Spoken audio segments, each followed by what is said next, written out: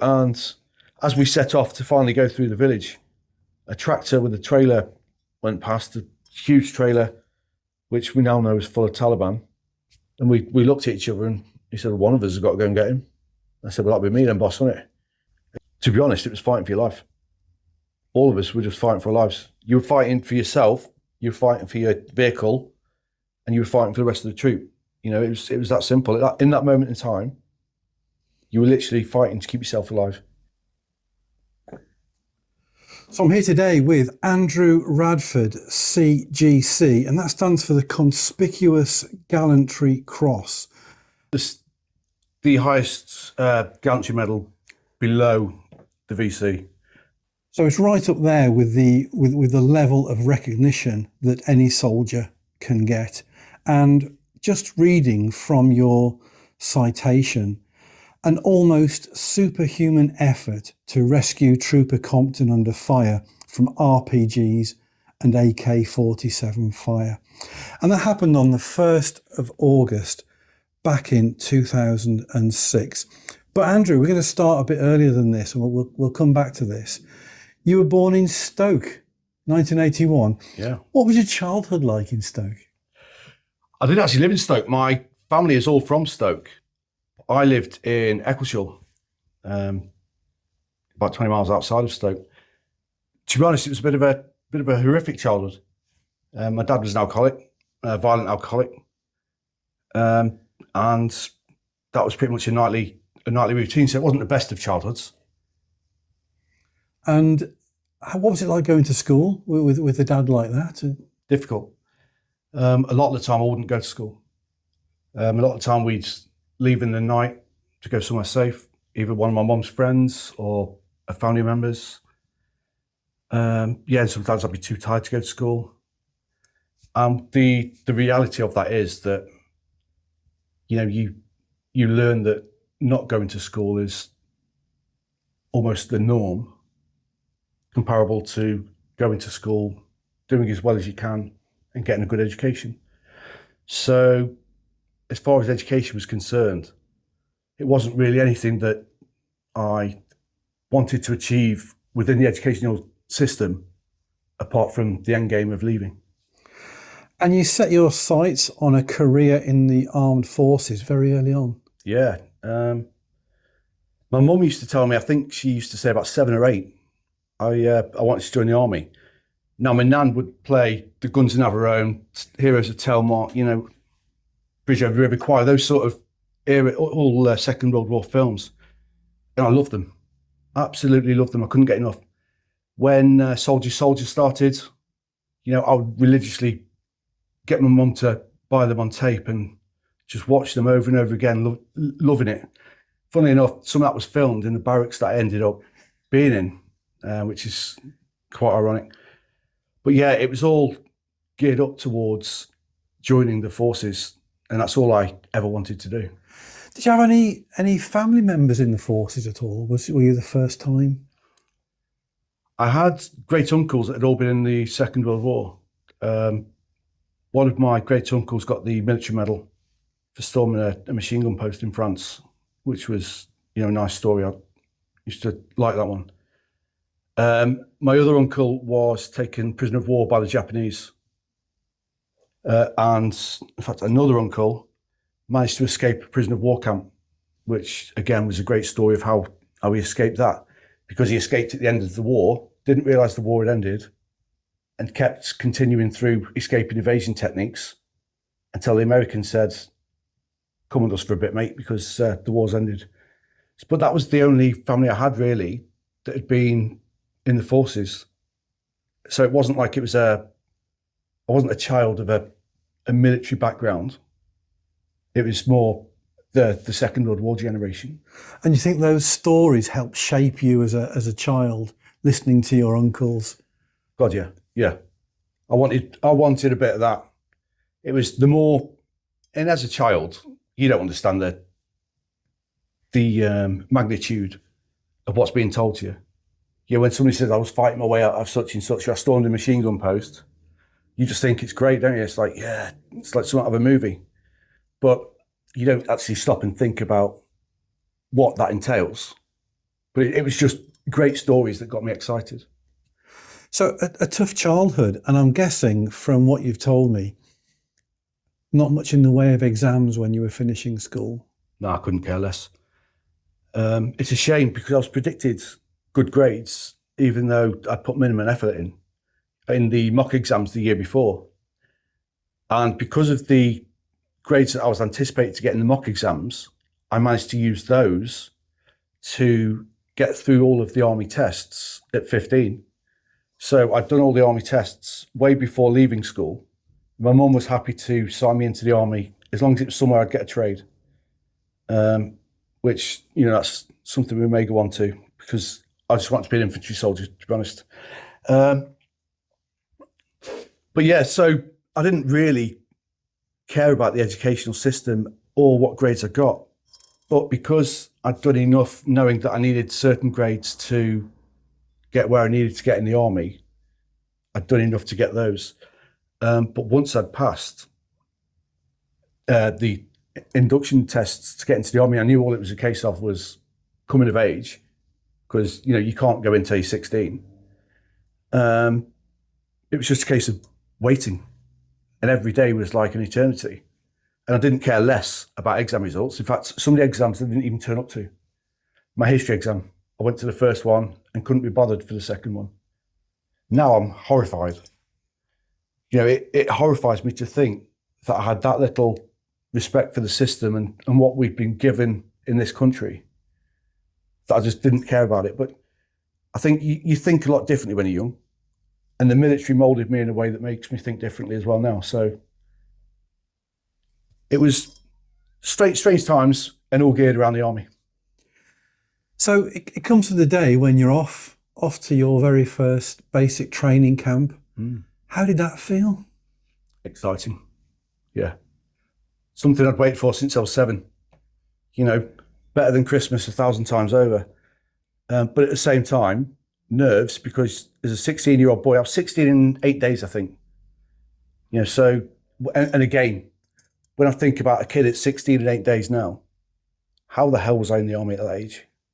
But my mum, she came down with me on the train. It was Camberley that we went to, Gibraltar Barracks in Camberley, where the Royal Engineers apprentices did their apprentice training, the boy soldiers, if you like. And yeah, it was great. But then once you get there, it all hits you. Luckily, I'd been in the cadets for quite a few years before that. So, you know, I sort of understood a bit of the military system, and it was pretty much what I expected. But I was just so excited to be there that, you know, I didn't care less what happened from that point onwards. It's just I'd made it into the army. So when you join the Royal Engineers, you still have to do all your basic training, don't Yep. you, before you go on to decide what sort of trade you want? Yeah. How did you get through the basic training? I loved it. Loved every single day. In fact, the days that were the hardest were probably the days that I loved the most, because I was living what I always wanted to do. It was a dream. I'd have done it for free. You know, as long as you'd have housed me, clothed me, and fed me, I would have done that job for free. In fact, at 16, I did it for £280 a month. So it pretty much was for free. In fact, you had to march up for your money.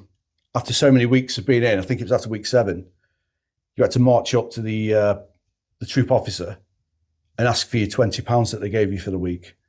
And they kept hold of the rest until out of basic training. But yeah, I loved all of it. It was just all of it was exciting. It was new, and I was young. So you've got that energy to do whatever they're asking you to do. And at the same time, they're molding you into what they want you to be. So you're becoming something far beyond what a normal 16-year-old is. And then when I would go home on leave, you know, after passing out of the first bit of basic training, I had money in my pocket. Most of my friends that were in school with me were still scrounging around looking for bits of jobs here and there, still living with the parents. And I had a lot of money for a 16-year-old. In fact, I was one of the first people that got a mobile phone. You know, I got this mobile phone, nobody else had one. So I couldn't ring anyone, but I had one because I could. And that's what the army gave me. So is it 13 weeks basic training that you did? Not as an apprentice, no, not as a youngster. You go through a longer process. I think it was about 20 odd weeks.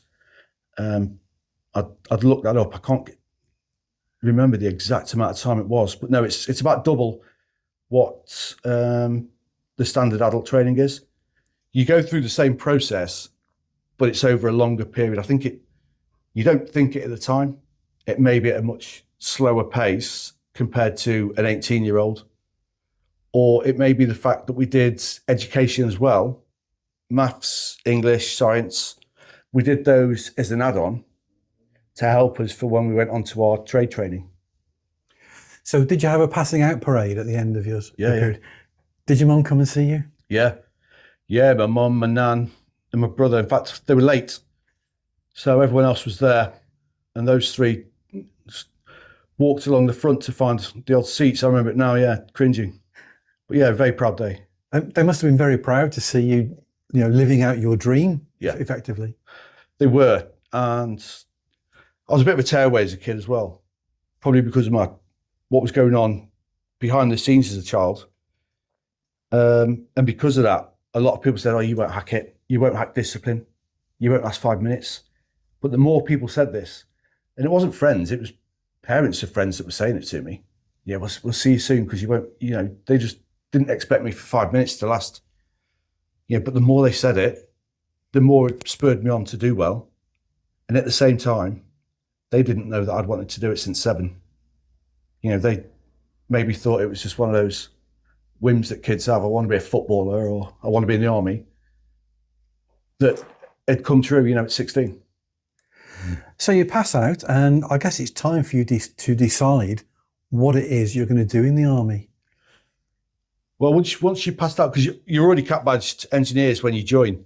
So I remember passing out. I had maybe a week or 2 at home, then went back again and did my Royal Engineer type training. So, mine clearing, bridge building, things like that, learn how to use power tools, everything that you'd think a Royal Engineer would get involved in, really. So that was about 11-week course. We did that, and then from there, I went straight onto my trade training, which is like your phase 3, if you like, which was to become a carpenter. So I did 8 months in Camberley learning how to be a carpenter. To the same qualification that you get as a civilian, MVQ level 2, I think it was, sitting guilds as well. But I'd been forced into the engineers really by my mum, who she'd used a sensible, mature head and thought, well, if he doesn't make it, he'll have a trade.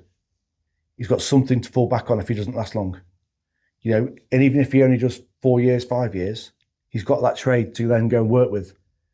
But I hated it because it wasn't what I wanted to do in any way, shape or form.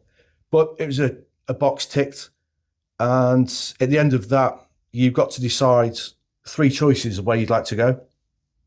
And I put myself, all my choices were geared towards engineer units that were more on their feet, if you like, as opposed to being vehicle based or in lesser combat type roles. And how did that pan out for you? What did you get to do as an engineer? Wow, drink a lot, especially when you first turn up. It was back then. It was enforced. You didn't get a choice. You were going out every night because your mates would carry on. But that built camaraderie and it built deep friendship. Friendship that lasts a lifetime. But yeah, the things that we did, a lot of exercise, always away on exercise. I went to the first place I went to was Belize. Did 4 months in the jungle in Belize, which was fantastic. Not great with the mosquitoes, but apart from the mozzies, it was a really, really, fantastic experience that's life-changing, and you're so fortunate to have been given an opportunity like that. For a lad from Eccleshall, Belize must have seemed like a different planet. God, yeah. The only thing that was similar was the green. If you don't like spiders or things that move, Belize isn't the place for you. It's everything's alive out there and everything wants to eat you. Now, you didn't stick around in the Royal Engineers, did you? Because you made No, a I didn't. change. Yeah. What brought about that change? So after Belize, we went to Northern Ireland. That was okay. You know, I was settling into the fact that I was an engineer, and that was just going to be me progressing through.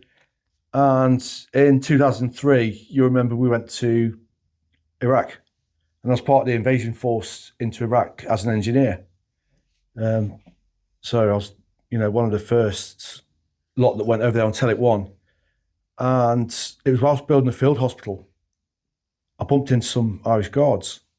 And this guy pulled up beside me in a Warrior, which is a troop carrying infantry vehicle, and he looked exhausted. He was a sergeant major. He was exhausted. All he wanted for his lads was something that they could sit on to go to the toilet. I was like, yeah, I'll make you that, no problem. But the shame that I felt, I don't want to be doing this. It dawned on me, I do not want to be making toilets for people that are doing the job that I want to do. So yeah, I made him a sit on loo for him and his lads. They probably loved it. But what that one conversation did was get me looking at what was there. And D Squadron was out there, the Household Cavalry, in scimitars as a reconnaissance squadron, which basically the way it works is the formation reconnaissance works around 72 hours in front of the front line. So they're finding the brigade level targets, taking out things that need to be taken out, just all of the reconnaissance work that's involved in getting the main body into a war zone. So it's a very active, very frontline job. And the moment I saw them, I thought that's where I want to be. Now, when you say household cavalry, going through people's minds now are the guys sat on horses outside Horse Guards Parade in London. But it's not all about the horses, is it? No, that's the absolute smallest part of the regiment, even though it's the only side that most people actually realise exists within the regiment. In fact, most guys that are in the regiment, they don't want to be on the horses. They love it when they're there. There's nothing prouder than riding down the Mall with millions of people watching on TV. The streets are full, and you're representing Her Majesty or His Majesty as the escort for them, their security, to get onto the Horse Guards Parade for something like Trooping the Colour. That is fantastic, but it's a minuscule amount of what you do within the regiment.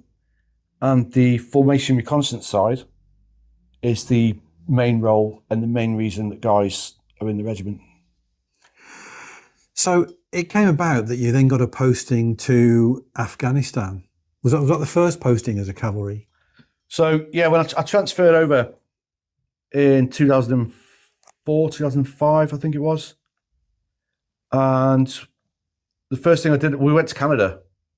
I was in one of the squadrons that didn't go to Afghanistan at the start of the conflict.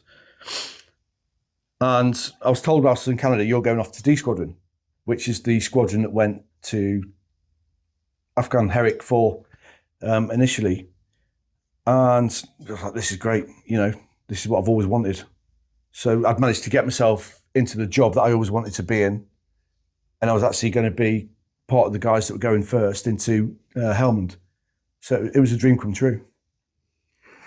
A dream come true. And in 2006, there was a day that changed everything, wasn't there? Yeah. It was the 1st of August 2006, and you were in Musa Qala in Helman Province. Up until that day, had you seen much contact with the Taliban? We'd had skirmishes and we'd always been victorious. All these small, lower level contacts, we just laughed at them. Taliban on motorbikes that'd have a pop shot, or they'd try and, what we used to call dickers. So they'd follow you and relay back. It was very often so they could put mines within the wadis that we had to travel through. They'd work out that there was X amount of routes we'd take. They'd mine each wadi, and then the chances are somebody somewhere would get hit. With regards to Musakala, we'd been tasked to get the Danish troops and Pathfinder platoon out of Musakala. They'd been there for quite some time. They'd taken the town. But the problem was, when we first went to Helmand, there was about 750 to 1,000 fighting troops on the ground to cover the whole of Helmand. There may have been 8 to 10,000 there, but the 9,000 weren't combat troops. So you had a very minuscule amount of men on the ground holding this area that they'd taken.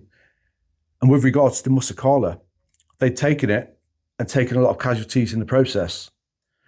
And it was a constant battle where the Taliban were at them and they were at the gates pretty much.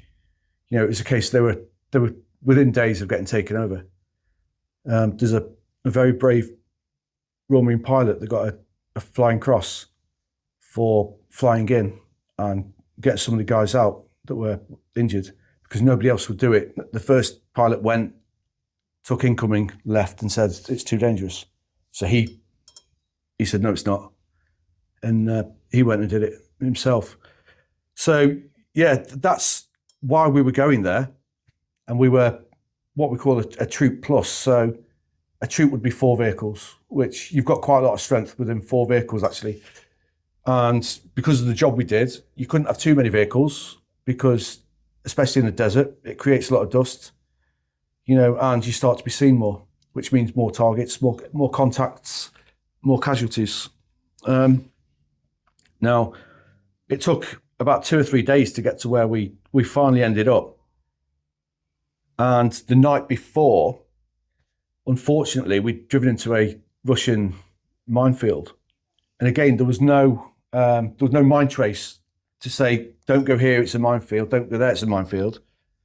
The way we found out it was a minefield is someone would go boom. It was as simple as that. We were lucky that our vehicles were heavily armoured underneath, they'd been extra plated. So again, we thought we were invincible because one of the guys hit a mine. It was so comical because the lads that had worked on the vehicle hadn't put the deck bolts in the decks. So as it got blown up, the front decks just blew everywhere, like it blew hundreds of meters away. It was a Spartan, got picked up and turned to a right angle and put down again with the force. And the lad that was driving, his name was Glasgow, great lad. He hadn't been wearing his body armour. And his instant thought was, I'm going to get in the shit here for not wearing my body armour. So he saw this little guy stand up. Well, he wasn't little, he was a very strong lad from, I think he's from Jamaica. But he stood up, looked around to see if anyone saw, and all he saw was him putting his body armour on. And he sat back down again, cowering in case anyone had seen him not wear his body armour. But our thought was, you know, there was 3 guys in the back, are they okay? And I'd started prodding my way to the vehicle on that occasion. But the issue there was, we'd then given our position away to alert everyone that we were in the area. Because of that, we had to protect that vehicle overnight because we weren't allowed to deny it, as in destroy the vehicle ourselves. We had to wait for either the fast jets or the Apaches to come and take it out, just so nothing within it can be used by the Taliban. So we had to stay there for an extra 24 hours. And this was on high ground anyway, looking down into a village a couple of miles away. And yeah, so we stayed there for the night, and the next morning we headed off towards Musakala, which is when I was awarded the CGC. So on the morning of the 1st of August, what was the anticipation like with the team? Oh, as I've said, nothing could harm us at that point. Everything that had come near us, we'd taken out. And my boss, actually, he'd been slagging off my porridge. He'd been saying, you don't make porridge, right? I'm going to make porridge. And that morning was the first morning he'd made porridge. And he'd made it with chocolate and it was lovely, but it was too hot. And we were running late. So the porridge was in the gun decks, the ammunition decks were in the middle. The ammunition racks were in the middle. and we'd stowed it in there, this hot porridge that was open, and we knew that as soon as we got somewhere where we could stop short for the op that was going down, we'd eat it because it wouldn't take that long to get to where we were going. But little did we know, we'd be wearing the porridge, in minutes few. So what happened? You were going down towards the town. So yeah, we went to head towards this small village, and we stopped short on the high ground. The troop leaders had a face-to-face, and it was decided that we'd leave 2 vehicles on the high ground, just in case. You're always going to be able to give more covering fire from a high position than you are a low one. So we left a scimitar and a Spartan with a mortar tube on it on the high ground, just in case. But, we didn't think anything would come up that they needed them. But it's better to be safe than sorry, isn't it? As we will find out, they became very apparent to our safety half an hour down the line. So you were travelling down with 2 vehicles, and just take us through what happens. Well, it wasn't. We'd left 2 vehicles on the top. It was actually it was probably about 6 vehicles that were travelling down. As I think I said earlier, it was like a troop plus. So there was our troop's worth of vehicles, which was 4, and then there was another couple. And what we needed to do, we needed to get eyes on to the green zone. It was in a target area, so the forward observation officer could call in his artillery, because the artillery was going to bombard it to start with, and then once the bombardment had been done, the next lot could move in and so on, until we could manage to extract the guys out of Musakala. He was in vehicle 40, which was a troop leader's vehicle. It was a Spartan, and a vehicle that eventually got destroyed. But they were behind me, in our vehicle. We'd driven down this path, like a dry riverbed, I suppose it was, that's used by the locals to navigate around during the summertime. And it was eerily quiet, but at the time you don't think anything of it. Often it is quiet, because if the ladies would see us driving towards them anyway, when we was going towards villages, you would see them even in the compounds scurrying to get out of sight. I think because of their culture, they didn't want to be seen by us. And occasionally you'd see Taliban just standing in fields, like a field full of cannabis, for example. He'd be standing there protecting his crop, or an opium sort of poppy field. They'd be within those. But there wasn't any of that on that day, it was quite strange, but only hindsight gives you the benefit of knowing why it was quiet. Now we'd stopped short about 10 minutes before everything kicked off. And again, is this the way we need to go? I think the food couldn't get eyes on the target that he needed to see. So we had to protrude further forwards. We had to go through the village. And because it was time critical, we couldn't do the drills that would mean you were safer, where you would get guys out on the ground, checking the route, checking the ground, and then the vehicles would go through. There wasn't time for that. We just had to keep pushing on. So we did, and it was fun. We were buzzing, because we were about to go into the biggest stop that we were going to be involved in. To that point, it was a huge operation. It was a brigade level operation. Every man and his dog was going to be involved in that operation. So yeah, it was seriously exciting. Obviously, the porridge down by our sides, and we were going through. And as we set off to finally go through the village, a tractor with a trailer went past, a huge trailer, which we now know is full of Taliban. That went past and off towards the top of the hill, but via a different route. But we didn't think anything of that. It's just, there's a tractor, and it went. And then we carried on. Moments later, the first vehicle, which was Alpha 3-1, he got hit by an RPG from the side and started taking incoming fire from machine guns at the front. And I think he was then taking machine gun fire from the sides as well. So my vehicle was second, and we raced forwards, but we went to the left of some small, like a small mound. And 4-0 went to the right of the mound and ended up in front of us in this split-second decision, left or right. They ended up in front of us and were the first ones into the ambush killing zone to try and help 3-1. But as they were starting to take incoming fire as well, that they couldn't sustain, they were withdrawing to let 3-1 withdraw as well, and they were taken out by an ID. And this is the start of the event that led up to the actions that won you the Conspicuous Gallantry Cross. Yep. Because it was a devastating blow to that vehicle, wasn't it? Mm-hmm. Do you want to take us through the next steps of what happened? Yeah, so 4-0 was hit by a huge ID. It was a command wire ID, so we didn't know at the time, but a command wire is somebody's watching it, and it's wired up. They have to physically press something to cause the electrical current to set the ID off. 3-1 was extracting back. We couldn't see 3-1 because 4-0 was in our view from it down. Basically, there was compounds to the left and some trees to the right. They just literally started to reverse back and were taken out, and the explosion was huge. I was about 50 to 70 meters back from that at that point, and the rear of the vehicle flew past us like it was nothing. And this is, the back of a Spartan vehicle that 10 men probably couldn't carry comfortably shared, and it just flew past us like it was nothing.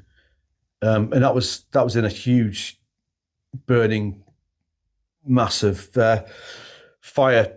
The other problem with that was that vehicle was carrying the whole spare ammunition for the whole of the op. So everything that we had spare was inside that vehicle, and heat sets off ammunition. So all the ammunition that was in there was now going here, there, and everywhere, making life even harder, as well as having now a lot of machine gun fire coming in from the front and the right. But then what came into play was the Taliban infantry fighters that had been in the back of the tractor. They dismounted higher up to try and take us out in basically a very, very well orchestrated, very well planned and well timed ambush to take every one of us out. And if it hadn't been for leaving two guys on the high ground, they possibly would have succeeded. They'd definitely have taken more of us out, that's for sure. They had snipers on the ground, which is a point that I'll probably come to later. But yeah, so the Taliban then started trying to surround us, and it became a 360 battle, if you like. It was coming from every which angle.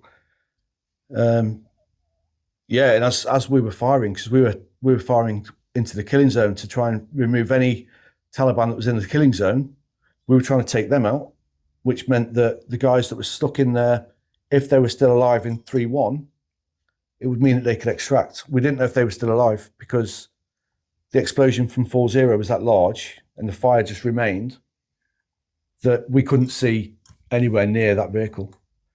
We knew that they dismounted because we'd heard it on the radio, and we knew that their vehicle had been taken out to the point where the tracks no longer worked, what we call an M kill, so a vehicle kill. But then obviously extracting from a vehicle is a dangerous position to put yourself in. So we didn't know if they were alive or dead. And as we were firing, it was my boss to my left. He spotted a guy in our uniform lying about 70 meters away, slightly towards the trees. And we'd been firing that way anyway.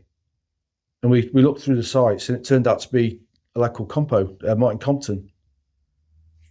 And we looked at each other, and he said, well, one of us has got to go and get him. I said, well, that'll be me then, boss, won't it? And he went, no, I'll go. I said, no, you won't go. You're the boss. You can't go. He'd only just momentarily been told about half an hour before that to stop being at the front because you're the boss. the boss shouldn't be at the front because you're the first person that takes it. It should be the junior call sign that's at the front because, unfortunately, you are the most expendable. The troop leader should be the most protected. And so he wasn't in any way, shape or form going to be allowed to go in there as far as I was concerned. So I said, I'm going to go and get him. Just before you carry on, it must have been absolute chaos in that moment. You've had a massive explosion, a vehicle torn apart by an IED. You've got RPG, you've got small arms fire coming in from all directions. What are you thinking? It's almost like there's no way out of this. There wasn't. To be honest, it was fighting for your life. All of us were just fighting for our lives. You were fighting for yourself, you were fighting for your vehicle, and you were fighting for the rest of the troop. It was that simple. In that moment in time, you were literally fighting to keep yourself alive. When we withdrew from contact, the initial contact, we went into a ditch and we were momentarily stuck. It's like, Jesus Christ, can this get any worse? There was a lot of F's going in. It was like, can this get any worse? It's like, this is ridiculous. But anyway, Pez, our driver, he must have given it some on the accelerator and we managed to get out of this ditch. And at the same time, we're trying to let the top know what's gone on. The higher echelons know so they can then pass it on to brigade. The op's not going to go on. This is what's happened. And yeah, although you would think it was crazy, it wasn't, because for 6 to 8 months before we'd gone out to Helmand, we'd rehearsed this so many times that it was just like that. It was just instinct. And again, when you're fighting for your life, it's a lot different to practice or anything. So, you're doing things to the best of your ability. You're not going to shortcut when you're taking accurate fire. So no, it wasn't really chaotic. It was just very, very loud, very loud. You've got RPGs, machine gun fire, a lot of machine gun fire. You've got 30mm cannons that we had going off. We've got our own machine guns. Our machine guns were going, just firing like the clappers. And, everyone's changing their ammunition every 30 seconds. It's wild. It's loud is all I can explain. Loud, but not chaotic. Very, very well orchestrated, very well drilled, I suppose is the right word, well drilled. We knew what we were doing. The only issue was it was that loud that the top couldn't hear my boss on the radio. And words that have come to haunt me, actually, he said 40 no longer exists. I said, say again, ever? This is at the top. And my boss said, 40 no longer exists. And they said, say again, over. And it was winding me up. We're in a situation where we're about to get taken out ourselves, and you've got some person at the top that isn't involved in the contact. I think the problem was the squadron leader at the top, it's on them if they lose blokes, isn't it? We're a family, and they're the head of the family, aren't they? So if anyone we lose, anyone that gets hurt, they're going to take it personally. I think being told that you've just lost a whole vehicle and the men inside, it must have been a lot to take on board.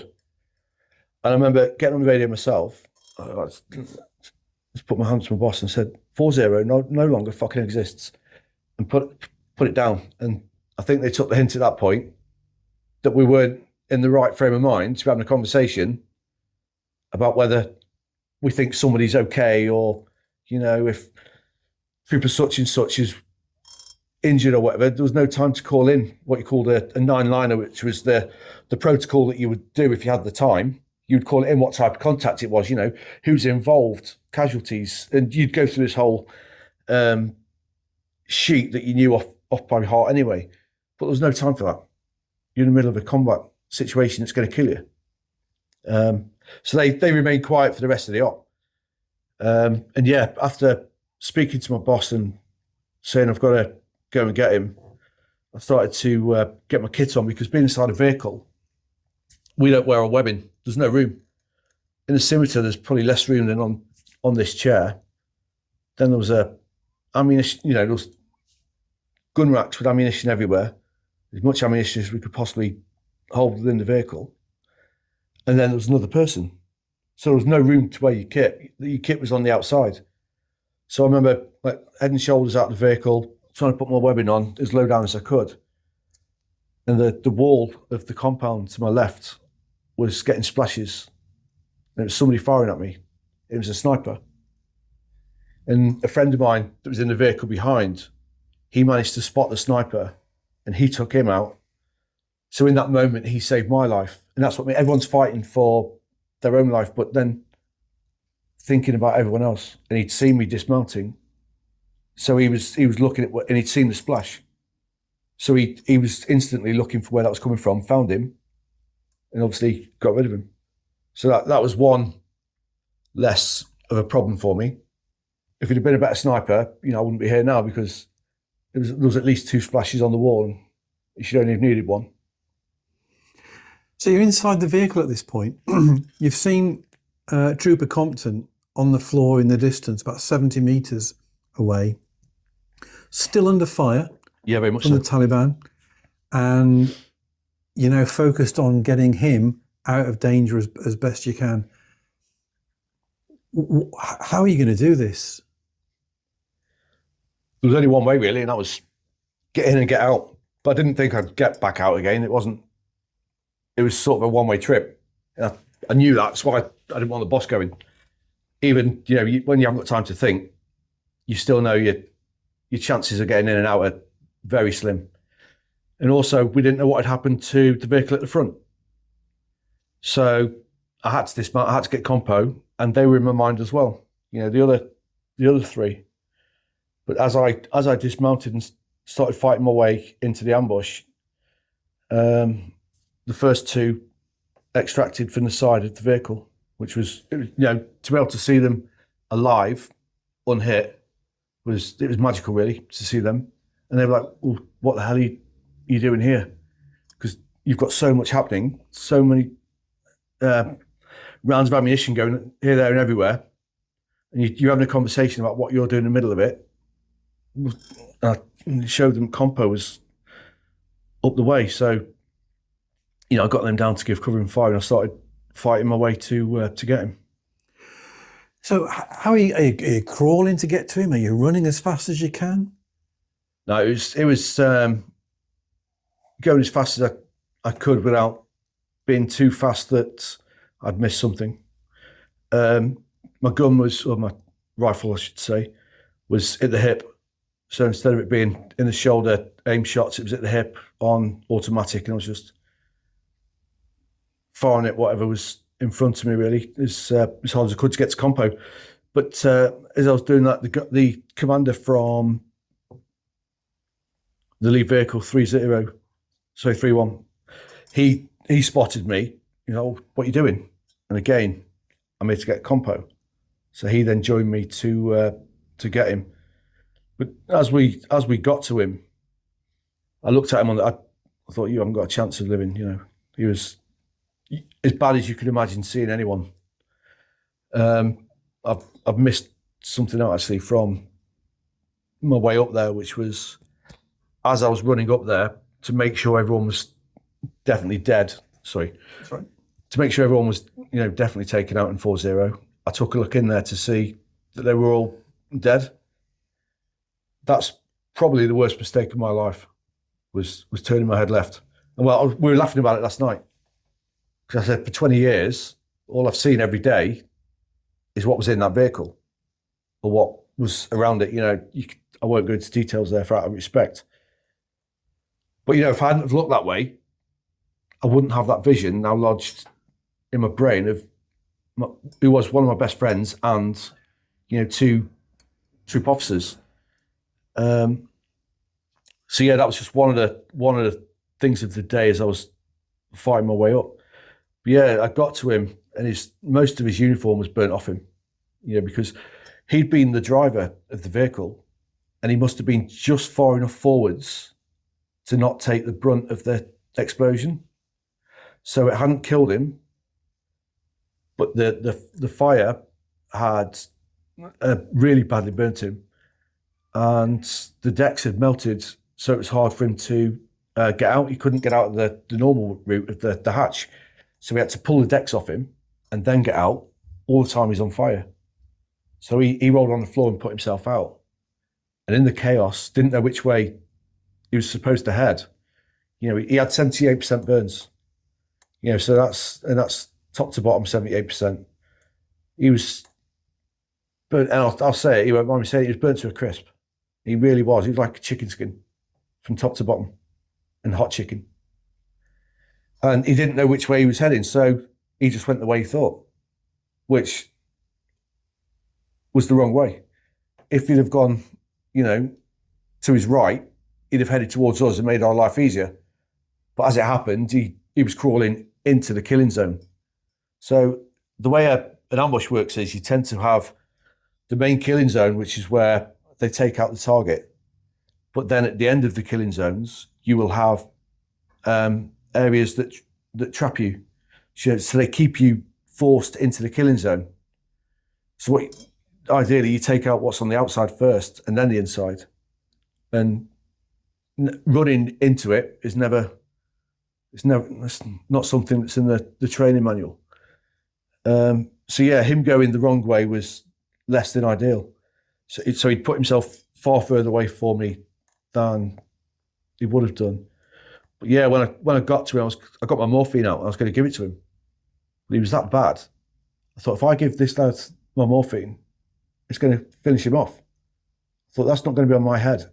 And all this thought process is going on whilst it's the loudest day of your life. You know, there's still the world firing around you, above you, you know, every which way near you. And you've got to think of so many things at that time.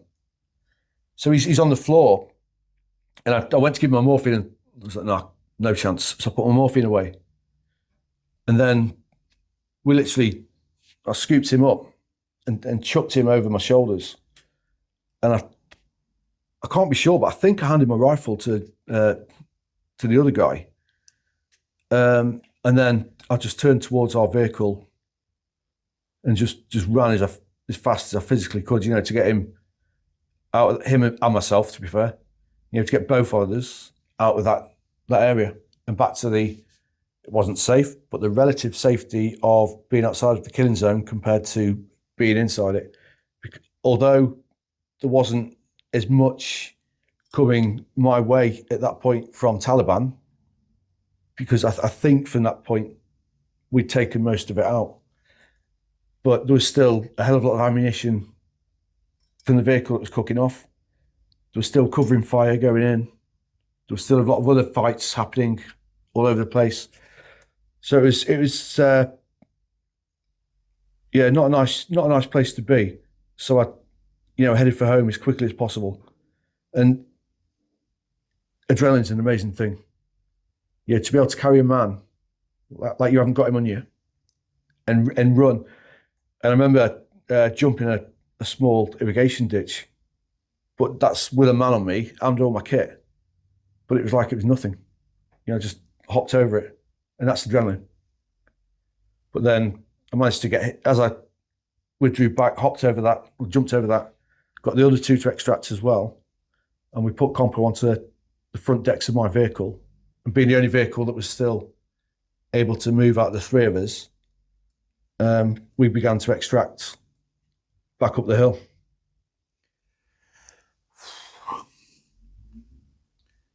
So you've got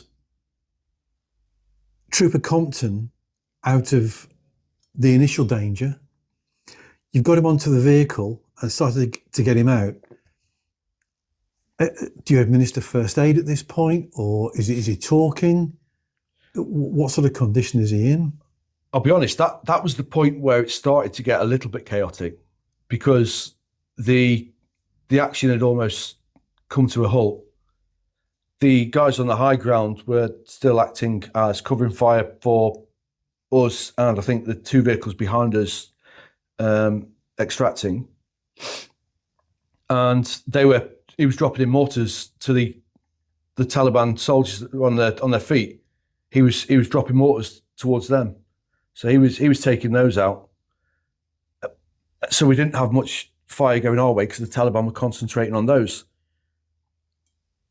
But it was at that point, you know, you had about 8 people on a vehicle. That's an exaggeration. You had what? 7. You had 7 people, including Compo, on one vehicle that's set up for 3, and there's no inside for anyone else. There's me and my boss and the driver, and then the 3 from the other vehicle, and then Compo. And a Scimitar's a tiny vehicle anyway, so the front decks were just absolutely rammed. We managed to get a lot more men on later on as we went back down. But yeah, we were facing the opposite way to look up the hill with the gun still facing the ambush site. So when we were telling the driver to pull left stick, he was pulling his left stick, but we were going the opposite way to the way we should have been going because we were facing the wrong way. So we'd then go to the right instead of the left. And it was just little things like that at that moment in time that's unwell drilled, if you like. And I think reality was starting to kick in as adrenaline wears off. You know, you start to realise the magnitude of what's just happened. And I remember getting Compo off the vehicle when we got up to the top. It was about 2.5 k's to the top. I remember getting him off to put him in the ambulance. I said, I've not given him morphine. But as I went to get him off, literally the inside of his armpits was in my hand. You know, it all come away. You know, it was that well burnt that bits you touched just came apart, and there was no way that he was going to live. You know, pray to God that he did, but there was no way really that he was going to survive. Not the state of him; he was burnt from head to toe. But the good story is obviously he did survive, and he's still alive. But yeah, that was only half of the situation because we had to go back to retrieve the bodies. Just before we talk about that, how long did that last? From the moment of the first IED going off to you getting Trooper Compton back up that 2.5 k's back, how long would what sort of time? Within an hour. But yeah, It does seem like a lifetime in there. Yeah, it was.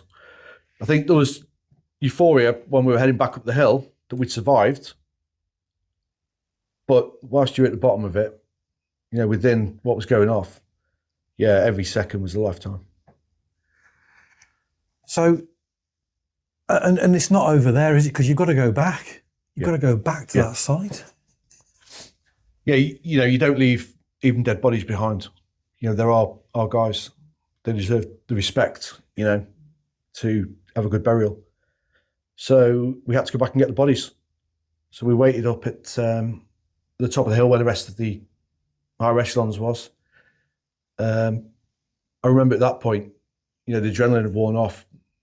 I was violently sick. You know, it just made me really, really sick. And even in that situation, squaddy banter, I've got my mate that was at the top of the hill, and I don't think he realised how bad it was down there. But squaddy banter, you know, he was like, give me a load of abuse because I was being sick, you know. But it was probably the amount of cigarettes I smoked. Because I think within that hour, on the way back, I'd probably done 20 fags. You know, it was just non-stop smoking. It was just because you were that shook up and adrenaline fired up, every emotion you could possibly think of, you were going through. But yeah, so we had to wait for a brigade of infantry to come in. It was a 3-para battle group tour that I was on. So we were waiting for one of the companies of the para lads to come in so we could then put sort of a mini-op in to go and get the lads. But obviously the heat, 40, 45 degree heat, all your kit on, to be expected to then walk 2.5 k's into an area where there's going to be Taliban again and be fresh to fight wouldn't have been great. So, and it's an amazing photo I've got actually. And what happened was we just filled every vehicle with men. So these lads were just clinging onto whatever they could cling onto. And each scimitar and each Spartan had, you know, 10 or more guys just sitting there waiting for the action. But at that point, you know, you were all getting full of adrenaline again and getting excited this time to go back in and finish what was left. And I think there's only 2 that were alive when we got back down there, Taliban. But they put up a bit of a fight. and two of the lads just finished those off in the firefight exchange. But yeah, it was great to be going back to get them. When we were first told we got to go and get them, you know, it was, you haven't just been down there, you know, and you're asking us to go back. Can't somebody else go back and do it? But, you know, you didn't mind doing it. It was the least you could do for those guys that had just died. And yeah, we went back to retrieve the bodies. So that was all on the 1st of August, 2006. Was that the end of your time in Afghanistan, or did you have to complete the rest of the tour? That was pretty much the start. Start of the tour? Yeah, that was within the first month. And we'd taken 2 weeks to adjust to the heat. So we'd done nothing for the first week, you know, just getting used to the heat, because from being in the UK to being in Afghanistan, that's a hell of a difference. So, yeah, we did nothing for the first week, just low-level training. Up a bit more the second week, and then we started doing low-level ops. You know, we put in a screen of reconnaissance up in the hills, watching onto targets and stopping things from moving where other ops didn't want them moving. But they were low-level things, if you like, nothing that was a brigade level, that's for sure. So yeah, that was all within a month. And August the 1st happened. We arrived on June the 19th. So it was June the 19th and that was August the 1st. So, and how long were you in Afghanistan for? 6 months. So you did the rest of the 6 months? Yeah, after that, to say it got worse is wrong, because we never sustained any more casualties in terms of losing lads to the Taliban. We lost one lad in a tragic accident under a vehicle. He was trying to fix a vehicle and it tipped and sadly killed him. And that was the only other death we sustained on the tour. But then for the rest of the tour, it was pretty much turned into mortar fire. So they quickly realised that they needed to adjust their tactics. And the Taliban were very good at that. They'd fought the Russians. They were part of the Mujahideen. And these Taliban commanders that were the hardened commanders of the Taliban, you know, they had some serious experience in fighting the Russians. So they knew how to, you know, evolve tactics. Yeah, they were good. But it's like I say, it turned into mainly mortar fire. And I don't know if you want to go into things like Nowzad, but there was an area called Nowzad, which was a town that we'd managed to take, not ourselves personally, I think it was the Gurkhas that took it. And again, some of the Para-Reg lads in another separate brigade op. But then the whole town had been moved out. So the only people left in the town were there for bad means. So the only people that were left were Taliban, basically.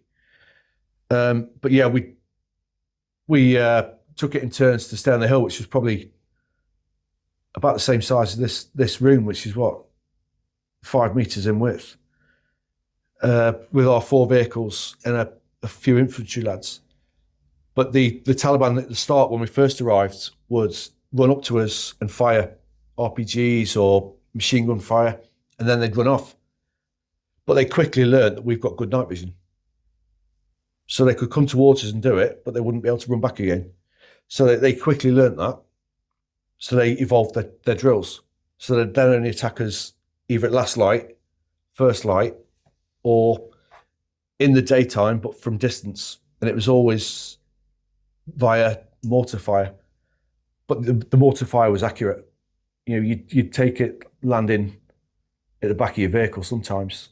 We had some lucky escapes where it landed very near. But the nearest one that landed near us was actually a blind. It didn't go off. Had it have gone off, it probably would have taken the back of the vehicle off and caused serious injury to us. Very unlikely death, but serious injury. You know, so that's what we faced really for the rest of the tour. And whilst this is all going on, obviously there's there's other troops doing their own thing in different areas, like Sangin, which was another hellhole of Afghanistan.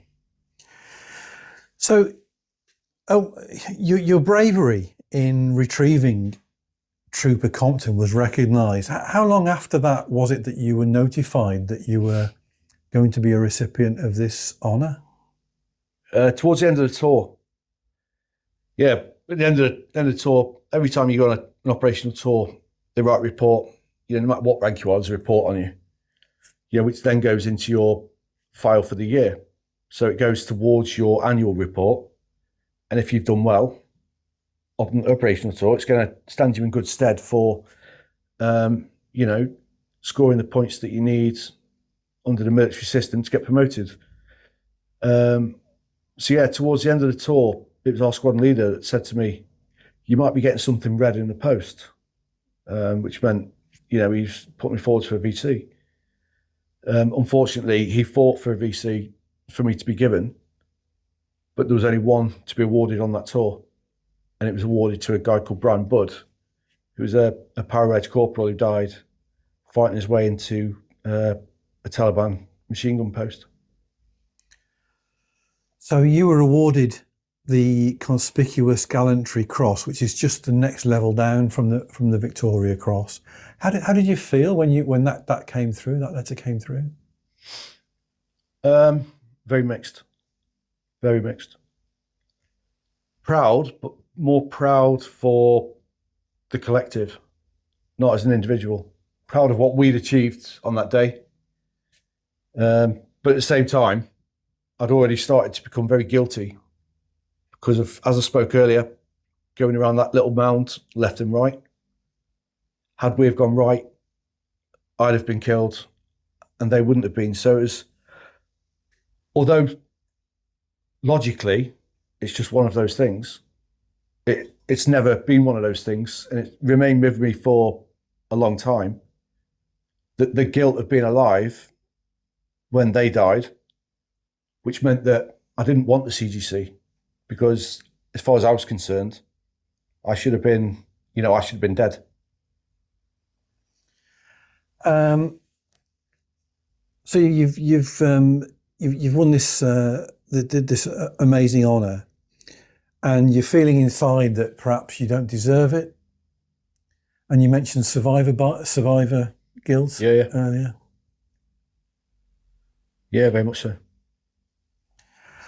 So you were in the army for a little bit longer, weren't you? For another 6 years or so.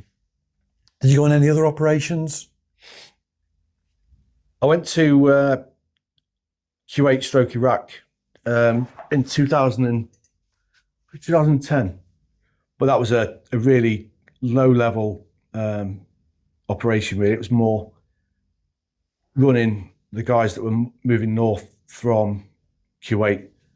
It was just a last-minute appointed job that needed filling that I went and did. But no, I never went back to Afghanistan. And again, because of the two sides of the regiment, I managed to almost escape. And it was escaping. I was going through a lot emotionally at that time. And I couldn't physically go back to Afghanistan. Not at that point. And because of that, I used Knightsbridge as a way to hide. It was like I've been posted to Knightsbridge, so what can I do? My hands are tied. As opposed to, I'm actually terrified to go back and can't face it. So I've put myself to Knightsbridge. So yeah, I went and did ceremonial duties. So do you remember going up in front of the Queen and getting the medal? Yeah, well, it was quite funny because a couple of weeks before that, they'd done a bit of an announcement, and they'd put us up in a beautiful hotel in London. I don't remember which one it was, to be honest, but it was a lovely hotel, especially for a young lad that had never been anywhere as fancy in all my life. And they'd announced these medal recipients, and I was obviously one of the top ones.